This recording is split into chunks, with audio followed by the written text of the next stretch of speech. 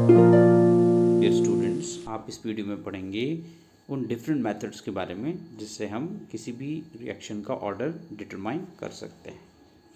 In fact आप पढ़ेंगे graphical method, integrated rate equation method, initial rate method और half life period method के बारे में। ग्राफिकल मेथड, इस मेथड को आप इन ग्राफ से समझेंगे। इस मेथड में हम रेट को कॉन्सेंट्रेशन के अगेंस्ट प्लॉट करते हैं। जीरो ऑर्डर रिएक्शन के लिए ग्राफ इस तरीके का मिलेगा आपको, जिसमें जो ग्राफ है, जो ग्राफ की लाइन है, that will be parallel to the concentration axis. First order के लिए आपको रेट और कॉन्सेंट्रेशन में इस तरह का ग्राफ मिलेगा, straight line emerging from the origin. Second order में आपको रेट और कॉन्सेंट्रेशन का स्क्वायर जो है, इनमें जो ग्राफ है वो आपको इस तरीके का मिलेगा। और थर्ड ऑर्डर में रेट और कॉन्सेंट्रेशन टर्म की जो पावर है 3, तो इसमें जो ग्राफ है वो आपको इस तरीके का मिलेगा। अब देखिए बच्चों, यहाँ पे हम एक रिएक्टेंट ले रहे हैं, तो अगर एक से ज़्यादा रिएक्टेंट होगा तो उस कंडीशन में आपको हर एक रिएक्टेंट के विद रिस्पेक्ट टू ऑर्डर निकालना पड़ेगा। यानी आपको हर एक रिएक्टेंट की डिफरेंट कॉन्सेंट्रेशंस, उससे कॉरस्पॉन्डिंग रेट्स को यूज़ करना पड़ेगा। तो उन रेट्स को कॉन्सेंट्रेशंस के अगेंस्ट प्लॉट करना पड़ेगा और वहाँ से आपको ऑर्डर फाइंड करना पड़ेगा।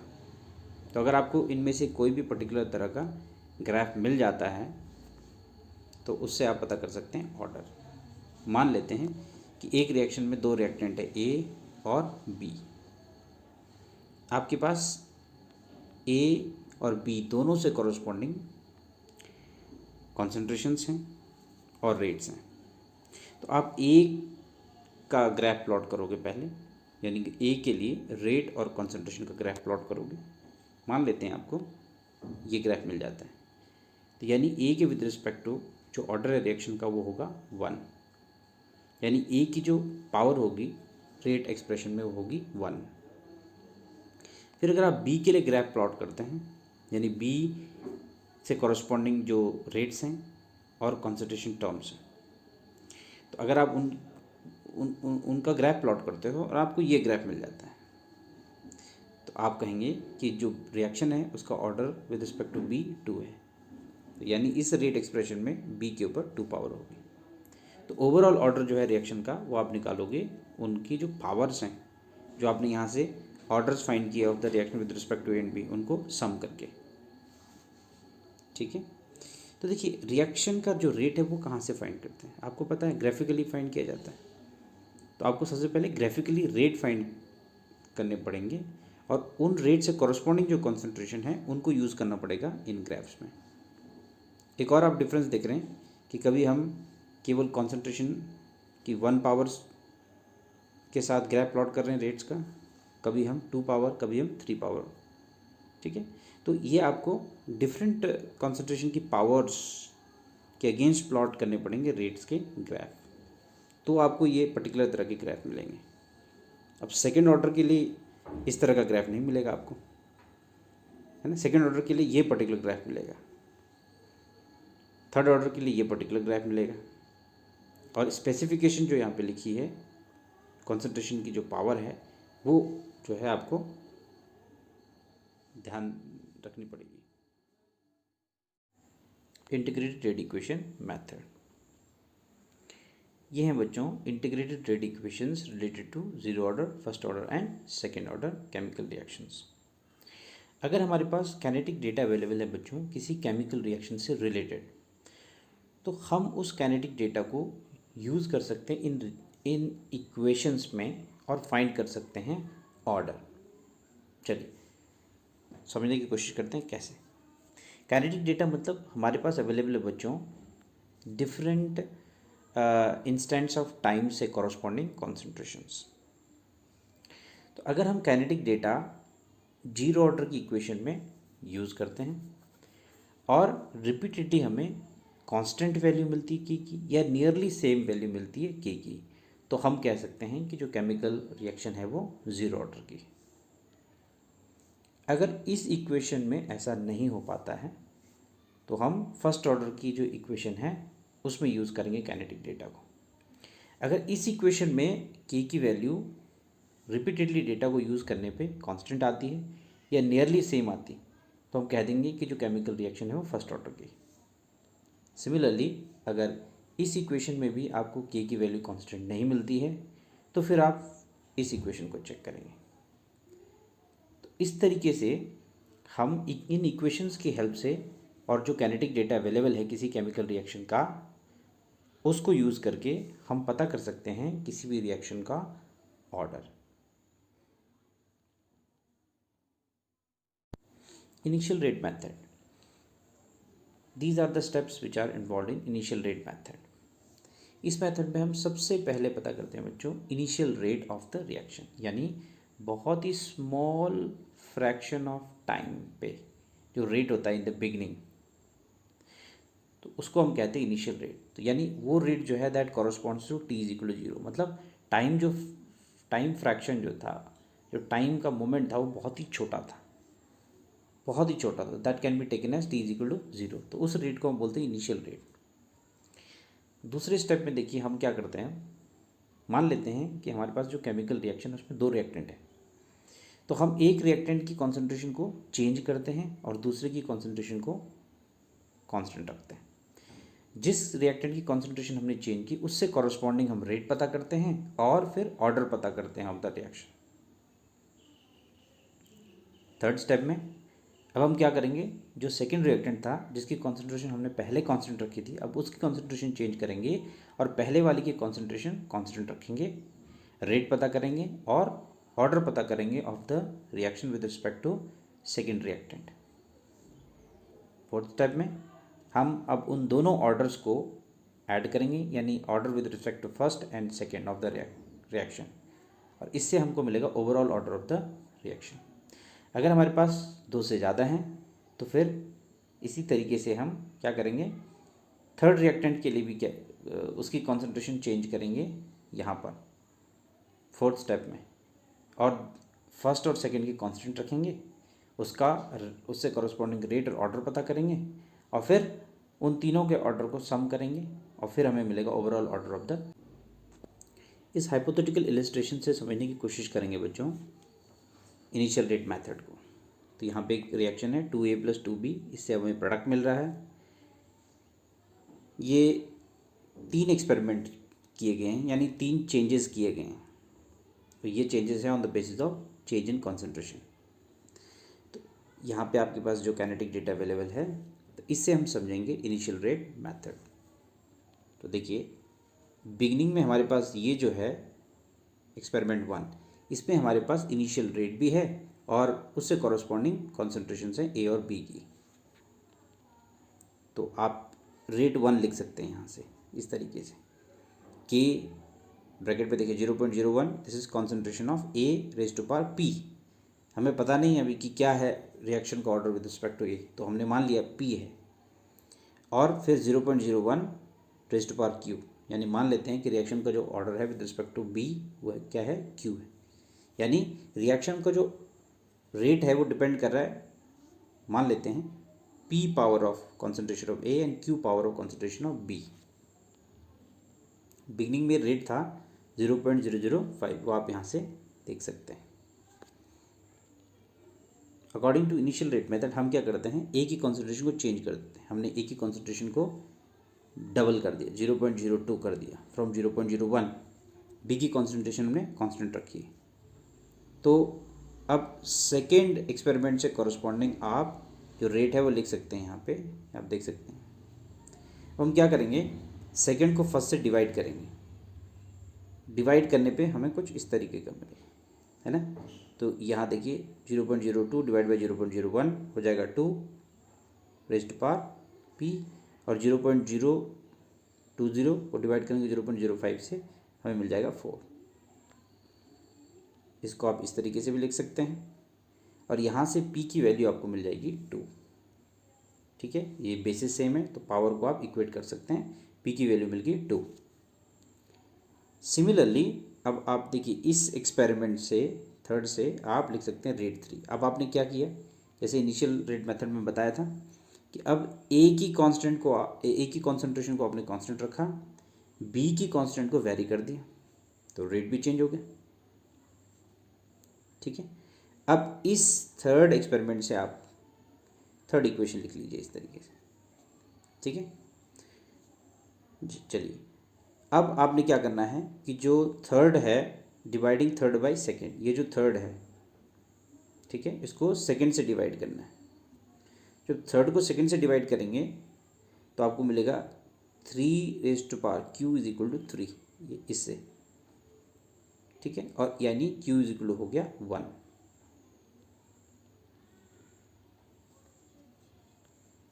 राइट, तो अब आप ऑर्डर निकाल सकते हैं।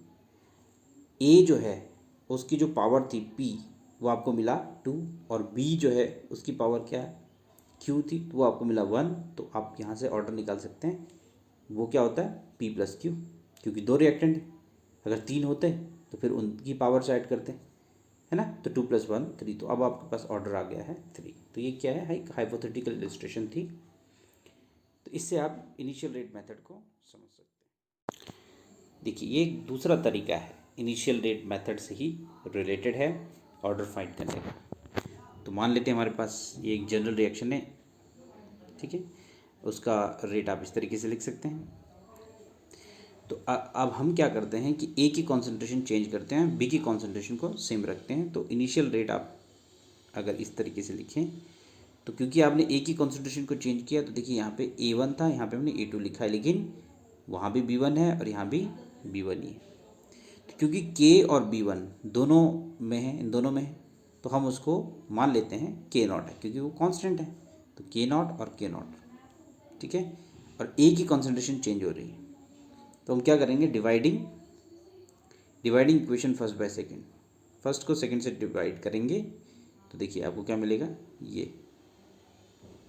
ठीक है, ओके, तो आप इसको इस तरीके से भी लिख सकते हैं, R01 upon R02 is equal to concentration of A1 upon concentration of A2 whole raised to power P।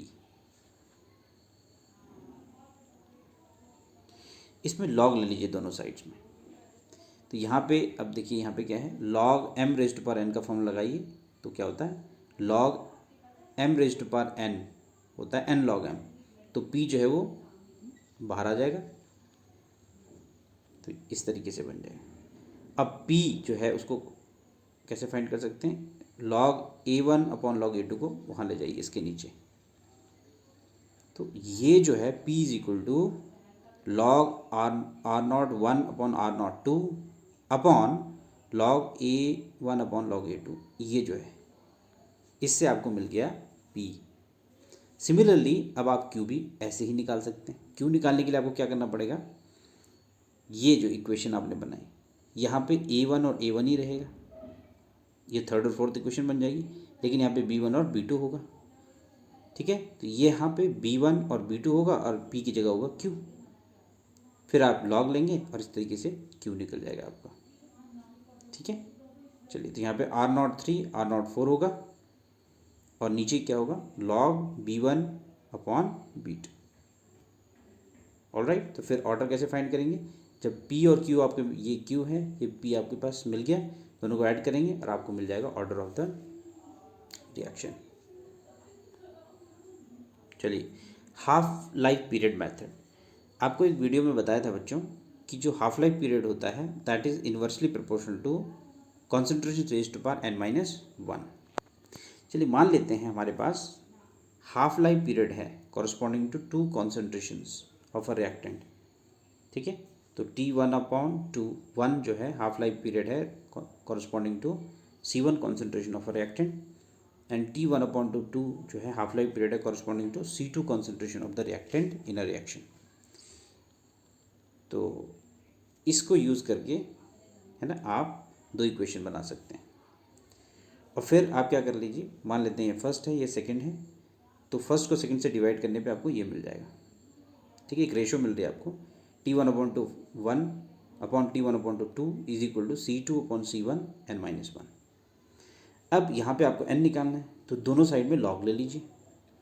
जब आप log ले लेंगे दोनों साइड में, तो फिर log m रेस्ट पर n का फॉर्मूला लगाएंगे, तो ये n-1 बाहर आ जाएगा, ठीक है। और फिर 1 को उस साइड ले जाएंगे, तो आपको इसको थोड़ा सा सिंप्लीफाई करना पड़ेगा, और यहाँ से भी आप n फाइंड कर सकते हैं बहुत easily. n will be equal to 1 plus log t1/1 upon t1/2 this whole upon log c2/c1। इस फॉर्मूले से आप निकाल सकते हैं n की value. Half life period method numerical देखेंगे।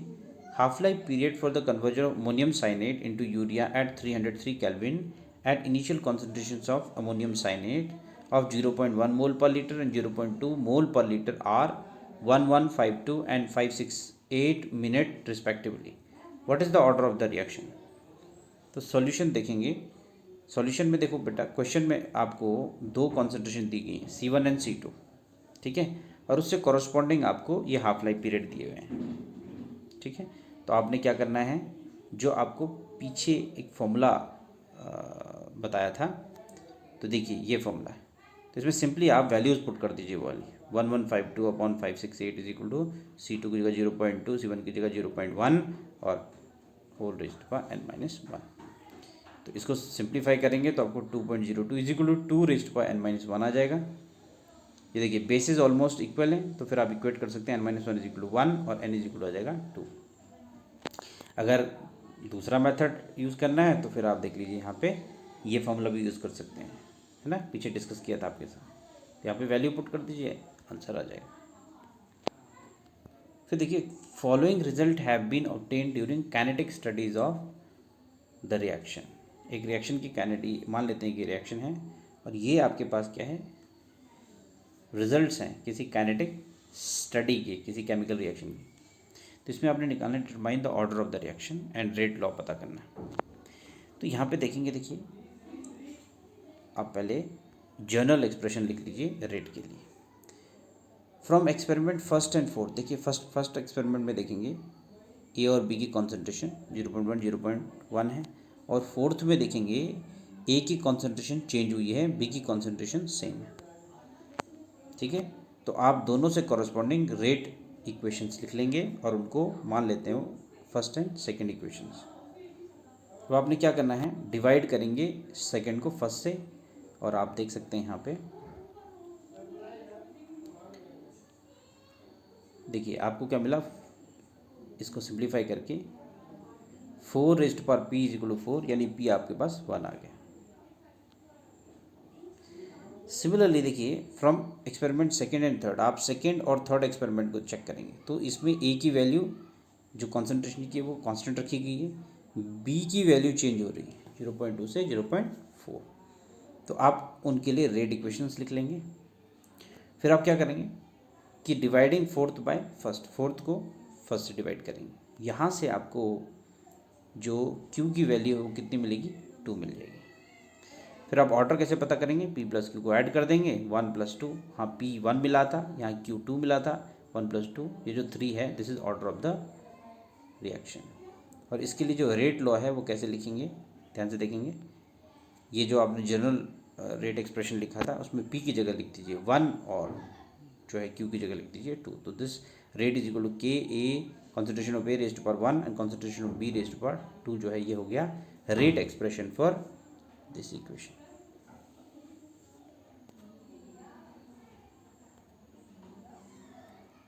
एक और हमारे को डिस्कस करते हैं। Half life period of substances 60 minute at a certain concentration, किसी सर्टन कॉन्सेंट्रेशन पे 60 मिनट हाफ लाइफ पीरियड है।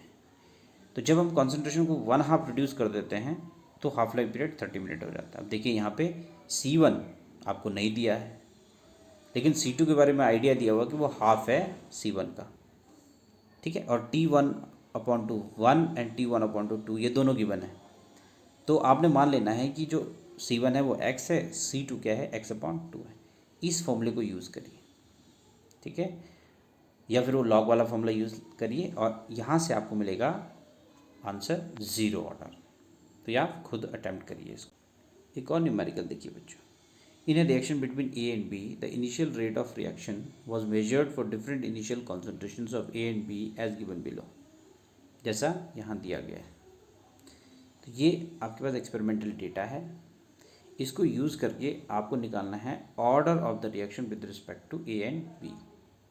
तो आप इसको कर सकते हैं. यहाँ पर थोड़ा सा आपको प्रॉब्लम आएगी, जैसे कि इनिशियल जो रेट मेथड था उसमें आपके पास क्या था, देखिए कि फर्स्ट एंड सेकंड एक्सपेरिमेंट में तो एक ही कॉन्सेंट्रेशन कांस्टेंट है, बी की चेंज हो रही. लेकिन आपको यहाँ पे ऐसा नहीं मिल रहा है कि बी की कॉन्सेंट्रेशन कांस्टेंट हो और ए की चेंज हो.